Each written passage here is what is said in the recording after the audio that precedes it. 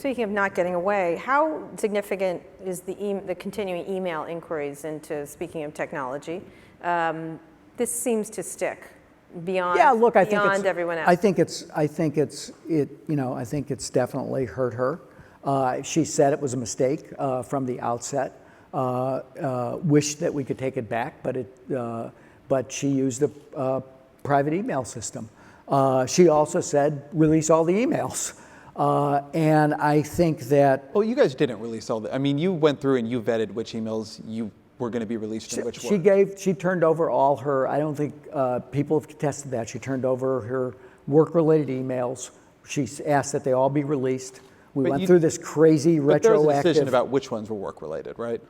There was a decision made, yeah, but the decisions about Chelsea's wedding were not work-related emails.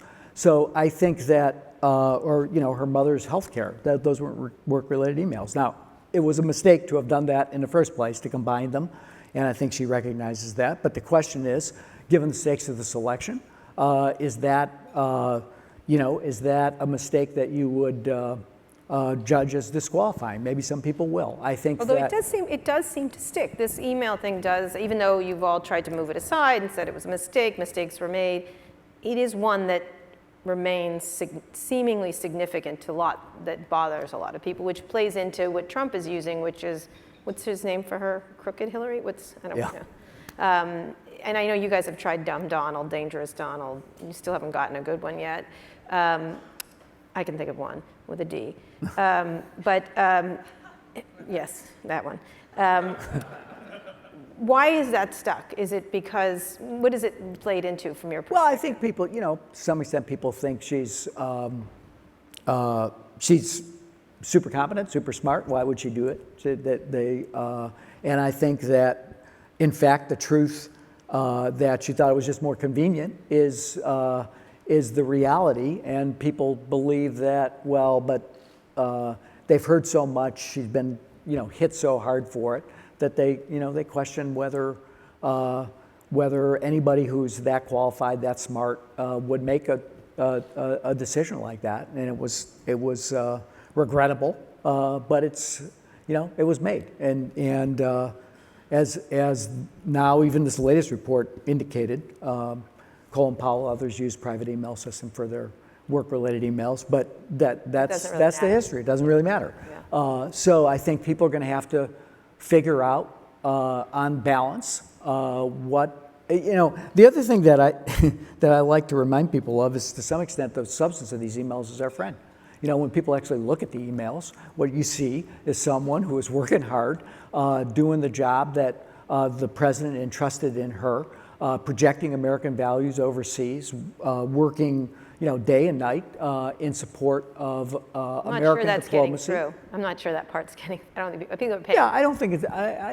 Look, I agree with that, but I think that it is what it is. I mean, the decision at the outset to use a private email system was in retrospect the wrong one. As she said, has said, she did it for convenience, but it's been anything but. Yeah. So I don't know what more one can do than to say, here they are, look at them, judge for yourself. I've learned my lesson. It was a mistake.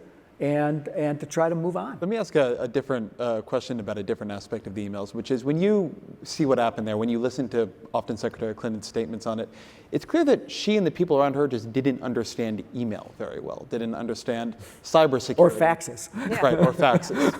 Isn't that a problem?